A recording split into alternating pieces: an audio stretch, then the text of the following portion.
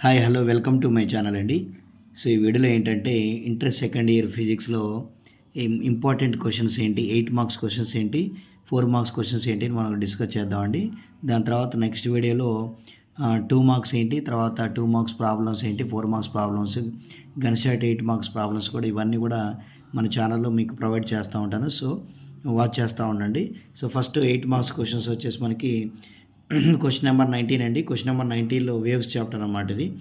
So wave చాప్టర్లో టోటల్గా 5 questions ఉంటాయి. ఈ 5 చదివితే ఒకటి వస్తుందండి. Okay, compulsory 5 చదవాల్సిందే. 5లో ఒక క్వశ్చన్ గ్యారంటీ. స్లోనెస్ అంటే ఇక్కడ రిమైనింగ్ అంటే ఇప్పుడు క్వశ్చన్ నెంబర్ 20, 21 సెలెక్ట్ చేసుకున్నా కూడా సరిపోతుంది.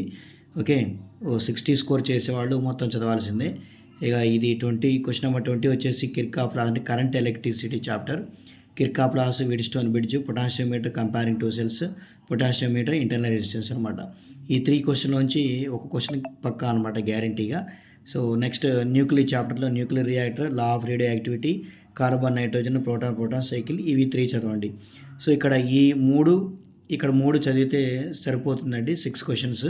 ఇంకేమన్నా కావాలనుకుంటే ఛాయిస్లో ఇక్కడ మీరు క్వశ్చన్ నెంబర్ 19లో ఇక ఓపెన్ పైప్, క్లోజ్డ్ పైప్ అవి చదువుకోండి. ఓకే, సో ఈ 3, 6 పర్ఫెక్ట్గా ఉన్నా కూడా మనం 3 క్వశ్చన్స్ అయితే పక్కాగా రాయగలుగుతాం. నెక్స్ట్ 4 మార్క్స్ క్వశ్చన్స్ వచ్చేసి చూడండి. క్వశ్చన్ నెంబర్ 11 వచ్చేసి రే ఆప్టిక్స్ అండి. ఈ రే ఆప్టిక్స్లో 6 క్వశ్చన్స్ ఉంటాయి. 6 క్వశ్చన్లో ఒకటి గ్యారంటీగా వస్తుందన్నమాట.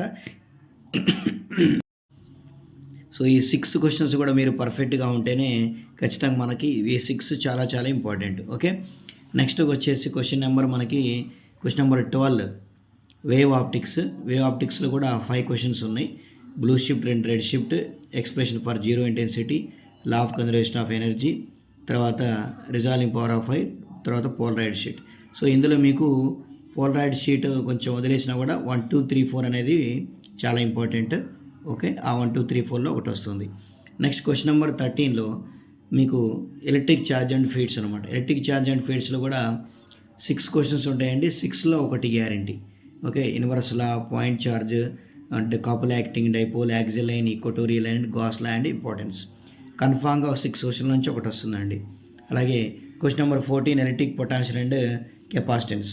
ఇక్కడ కూడా 6 క్వశ్చన్స్ ఉన్నాయి. Potential due to, point charge, parallel plate capacitor, series combination and parallel combination. ఒక ప్రాబ్లం ఉంటుందండి 200 పికో కూలుంబ్, 300, 400 అని. అలాగే ఇంకో ప్రాబ్లం 40 వోల్టేజ్ మీద వస్తుంది, అది కూడా చూసుకోండి.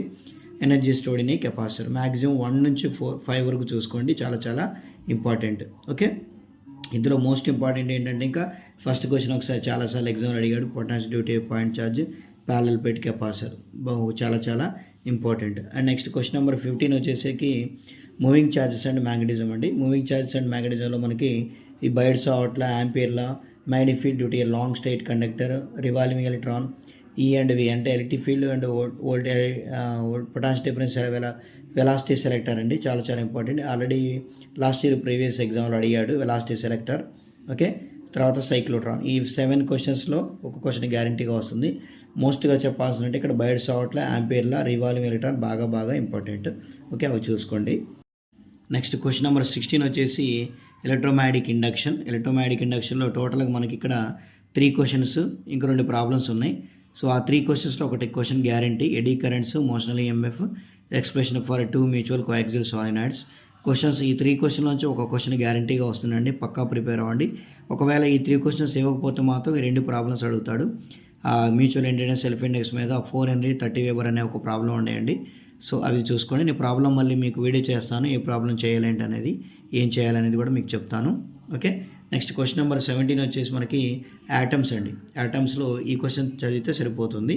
Limitation of bore theory of hydrogen atom, hydrogen spectral series, Rutherford model and కొన్ని ప్రాబ్లమ్స్ ఉన్నాయి. ఒకవేళ థియరీ క్వశ్చన్ ఇవ్వకపోతే ప్రాబ్లం ఇస్తాడు, ప్రాబ్లం ఇవ్వకపోతే థియరీ క్వశ్చన్ ఇస్తాడు. సో ఆ ప్రాబ్లమ్స్ ఏంటి అనేది కూడా మీకు చెప్తాను నేను. ఓకే, ప్రాబ్లం అయితే ఇప్పుడు క్వశ్చన్స్ అయితే చదవండి. నెక్స్ట్ క్వశ్చన్ నెంబర్ 18 వచ్చేసి మనకి సెమీ కండక్టర్ డివైజెస్ అండి. Working of half wave rectifier, full wave rectifier, differences half వేవ్కి ఫుల్ వేవ్కి, NAND NOR gate, truth table, NOT gate operation, working of LED and Zener diode. So ఇందులో మీకు బాగా important అంటే 1, 2, 3, 4 అండి. 4 క్వశ్చన్స్ వరుసగా చదవండి, చాలా చాలా important. Half wave, full wave, differences, NAND NOR gate. Okay, so ఇవ్వండి 4 marks questions and 8 marks questions important. So next వీడియోలో మనకి 8 marks link problem, gunshot problems ఏంటి, తర్వాత 2 మార్క్స్ క్వశ్చన్స్ మీకు చెప్తాను, 2 మార్క్స్ ప్రాబ్లమ్స్ కూడా ఎలా చేయాలి, 4 మార్క్స్ ప్రాబ్లమ్స్ ఏంటో కూడా మన వీడియోలో చేస్తాం. Okay, thank you.